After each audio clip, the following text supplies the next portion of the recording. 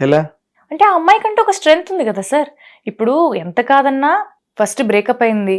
అది ఆ ప్రాసెస్ అదంతా నడుస్తోంది ఆ అమ్మాయిది. బట్ తన లైఫ్‌కి ఇంకొక ఛాన్స్ ఇవ్వాలనుకుంది. అక్కడే తను ఆగిపోలేదు. నేను అలానే సార్. నాకు లైఫ్‌లో ఒక పర్సనల్ ఇన్సిడెంట్ జరిగినప్పుడు ఇంక ఇంతేనేమో నేను మా మదర్‌ది జరిగినప్పుడు బయటికి అడుగేసే ధైర్యం లేదు. కానీ అది లోపల పెట్టుకుంటూనే ఆ అడుగు ముందరికేసి ఆ రోజు ఆ సినిమా చేయడం వల్ల ఈరోజు నాకు ఈ సినిమా వచ్చి ఈరోజు నేను ఇలా ఉన్నాను. సో ఆ అమ్మాయి క్యారెక్టర్ కూడా అంతే. ఆ అమ్మాయికి లవ్ మ్యాటర్‌లో జరిగింది. నాకు నా లైఫ్‌లో వేరే పర్సనల్ మ్యాటర్‌లో జరిగుండొచ్చు. అంతే. జరిగుండొచ్చా? జరిగింది. సారీ. ఐ మీన్ నా జరిగిందా? పర్సనల్ లైఫ్‌లో మదర్‌ది అంటే my mother passed away 2 years back sir. Oh! నువ్వు yes. I am yeah! Sorry. Yeah! నువ్వు మొన్న you moved to 2 years also. Yes. I yes. Yeah! Recollect now.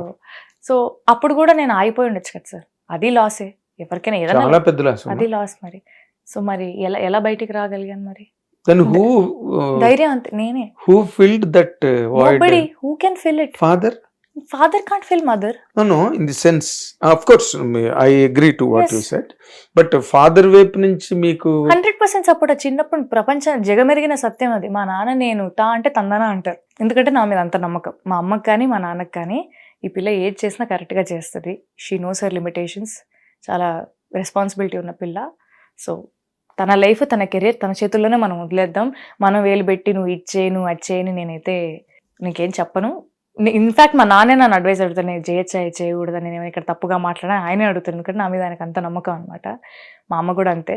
So they believe me a lot. ఈ పిల్ల కరెక్ట్‌గా ఉంటది అని. They believed you already. They believe me yeah. So నివి character కూడా అంతే sir. అక్కడితో తన జీవితం అయిపోయిందని తను అనుకోలేదు కదా. When she met the right person in her life తను కూడా ఒక ముందడుగేసి, ఇన్ఫాక్ట్ మీ సినిమా చూస్తుంటే తనే ముందడుగేసింది. అవును. మరి అది స్ట్రెంగ్త్ కదా? అమ్మాయి కదా అడుగుతుంది అది స్ట్రెంగ్త్ కదా? మెట్ల మీద కూర్చున్నప్పుడు. కదా మరి మీరు చెప్పండి, అది స్ట్రెంగ్త్ కదా? స్ట్రెంగ్త్. Strength అంటే ఏ. నేను ఎలాగ ఏ యాంగిల్లో చూసానంటే as any other girl normally vulnerabilities ఉంటాయి. అవును. So they want to take some shelter immediately. Um, దాని గురించి ఎక్కడో అక్కడ లైఫ్ పాస్ ఆన్ అవ్వాలి కదా, ఉమ్, ఎక్కడో అక్కడ ఒక నీడ ఉమ్, దొరకాలి, ఒక తోడు కావాలి ఉమ్. అనే ఒక concept male and female same ఇది అదే కాన్సెప్ట్. అందరికీ ఒకటే. యా. వాళ్ళకి హార్ట్ బ్రేక్ అయినా అదే, వీళ్ళకి గర్ల్స్ heart break హార్ట్ అయినా బ్రేక్ అదే. అయినా అదే. సో నేను ఆ యాంగిల్లో ఎక్కడో వీక్నెస్ ఇది ఈ అమ్మాయికి. నేను I could not really decipher it to me. Not really sir. అంటే she felt it very genuinely అంతే. ఆ క్యారెక్టర్ పరంగా మనం చూసుకుంటే నాకు ఇచ్చిన నరేషన్కి, నాకు వాళ్ళు ఇచ్చిన ఎక్స్ప్లెనేషన్కి నాకు అది చాలా బాగా అనిపించింది. అంటే తను ట్రై చేసింది, తన వంతు ప్రయత్నం తను చేసింది, అది వర్కౌట్ కాలేదు. తను మాత్రం ఏం చేయగలదు? ఇప్పుడు చాలా మంది అలానే ఉన్నారు. అదే పాట కూడా అదే చెప్తుంది కదా. వెనకకి చూసుకుంటూ నీ పయనం ఎలా, ముందుకైతే సాగలేదు దారి బాగున్నా. సో నువ్వు ఇంకెన్ని రోజులు వెనకకు చూస్తావు, ఇంకా అది వర్కౌట్ అవ్వట్లేదు అని తెలిసినప్పుడు ఎక్కడ వరకు లాగాలి అనేది కాదు, ఎక్కడ ఆగాలని తెలుసుకోవడమే జీవితం. అంటే ఇంకా దాన్ని సాగదీసుకుంటూ పోతే ఇంకా జీవితాంతో దాన్ని అలానే ఉండిపోవచ్చు. బట్ సరే ఓకే ఇది అయిపోయింది. ఆ యాక్సెప్టెన్స్ అనేది ఇంపార్టెంట్. అది సినిమాలో తన క్యారెక్టర్కైనా, రియల్ లైఫ్లో మనకైనా, ఎక్కడికైనా ఏదైనా జరిగినప్పుడు యాక్సెప్టెన్స్ ఇస్ ఇంపార్టెంట్. తనకు ఆ స్టార్టింగ్ ఫేజ్లో ఏదన్నా డ్రాస్టిక్ సిచ్యువేషన్ మన లైఫ్లో జరిగినప్పుడు యాక్సెప్టెన్స్ అనేది తొందరగా రాదు ఎవరికైనా సరే. ఆ యాక్సెప్టెన్స్ రావడానికి కొంచెం టైం పడుతుంది. కొంతమంది అది సైలెన్స్లో ఆ యాక్సెప్టెన్స్ని తెచ్చుకోవడానికి ట్రై చేస్తారు. కొంతమంది కొన్ని వ్యసనాలకు అలవాటు పడతారు. కొంతమంది ఇంకొకటి ఏదైనా చేస్తారు. సో ఒక్కొక్కరికి ఒక్కొక్క ప్రాసెస్ ఉంటుంది.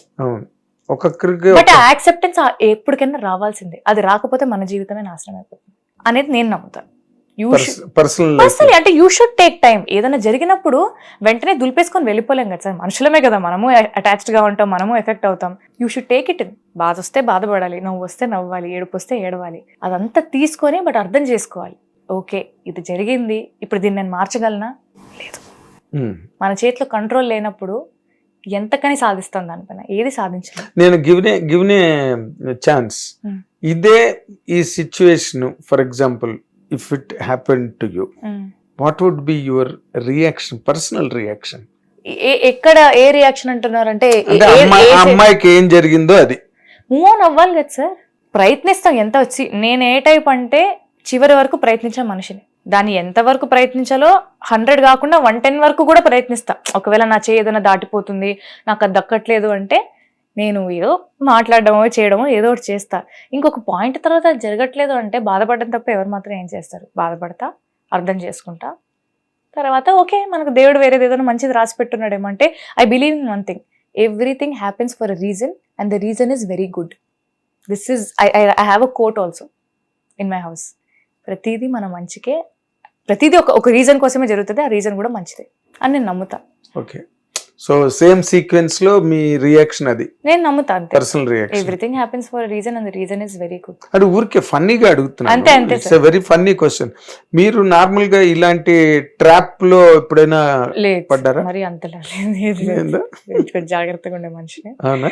లేదు. బట్ ఎస్ సార్, అంటే ప్రయత్నించాలి, ట్రయింగ్ ఇస్ ఎవ్రీథింగ్.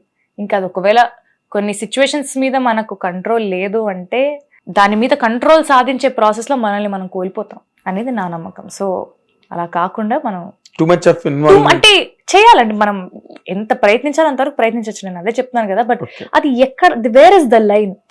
మీరు ఈ సినిమా క్యారెక్టర్ మొత్తం రన్ లో ఏ పార్ట్ ఎక్కువగా స్ట్రగుల్ అయ్యారండి చెయ్యడానికి గాని, లేకపోతే ఛాలెంజ్ గా అనిపించడానికి? చేస్తున్నప్పుడు దాని తాలూకా what you call impact mental గా ఇది ఎలా హ్యాండిల్ చేయాలి మనం అసలు? అంటే ఫిజికలీ కొన్ని సీన్స్ ఛాలెంజింగ్ అనిపించాయి, కానీ నాకు మెంటలీ ప్రతి సీన్ ఒకటేలాగా అనిపించింది సార్. అంటే కొంచెం సెకండ్ హాఫ్లో వచ్చిన సీన్ మీరు చూస్తే, దట్ వెరీ ఇంటెన్స్ సీన్, దానికి I just wanted to be in silence because it requires that silence. మీరు థియేటర్లో కూడా చూస్తే ఆ ట్రీట్మెంట్ కూడా కొంచెం సైలెంట్గా ఉంటుంది, పెద్ద ఆర్ఆర్ ఉండదు.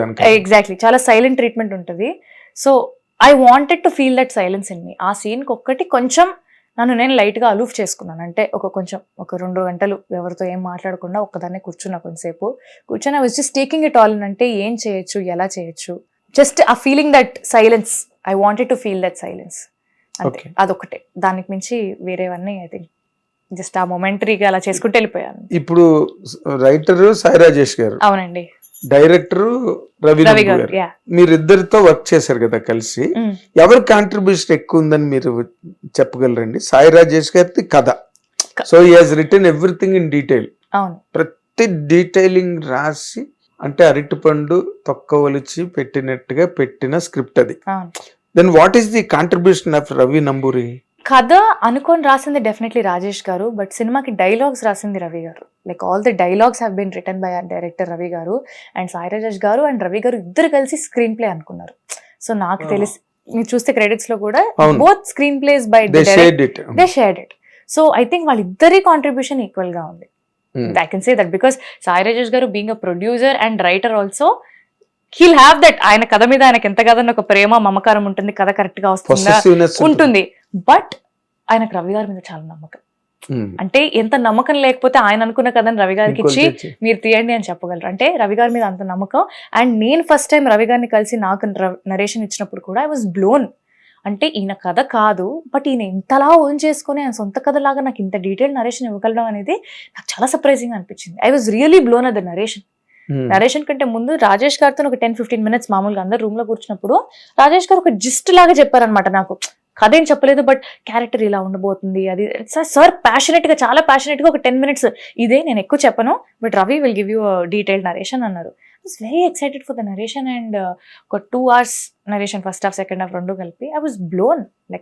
అంటే ఇది చేయకపోతే సినిమా తప్పు అవుతుంది అనిపించింది. అంతే, ఆలోచన లేదు దాని తర్వాత. అంత గొప్పగా చెప్పాడు, అంత గొప్ప కథ ఇది. సో నాకు చాలా హ్యాపీ అనిపించింది. ఇందులో short news, live news, entertainment shows, movies, digital magazines తో పాటు మీ జిల్లా వార్తలను కూడా ఫ్రీగా చూడొచ్చు. ఇంకెందుకు ఆలస్యం, వెంటనే హిట్ టీవీ యాప్ ని డౌన్లోడ్ చేసుకుని ఫ్రీగా ఎంటర్టైన్మెంట్ పొందండి. Hit TV app. Please download hit TV app. Hit TV app ని ఫ్రీగా డౌన్లోడ్ చేసుకుని ఎంజాయ్ చేయండి. మీకు నచ్చిన ఎంటర్టైన్మెంట్ కోసం హిట్ టీవీ యాప్ ని ఫ్రీగా డౌన్లోడ్ చేసుకుని ఎంజాయ్ చేయండి. హిట్ టీవీ యాప్ ని డౌన్లోడ్ చేసుకుని ఆస్వాదించండి, ఆశీర్వదించండి. ఇంతమంది సెలబ్రిటీలు హిట్ టీవీ యాప్ ని డౌన్లోడ్ చేసుకోండి అని చెప్తున్నారంటే ఎంత మంచి యాప్ ఆలోచించండి. అమెరికాలో చదవాలనుకునే వాళ్ళకి విశ్వసనీయమైన పేరు మన శౌర్య కన్సల్టెన్సీ. UK లో 1 year masters, 2 years work permit up to 5 years visa. Contact Saurya Consultancy. Contact 89851 89851.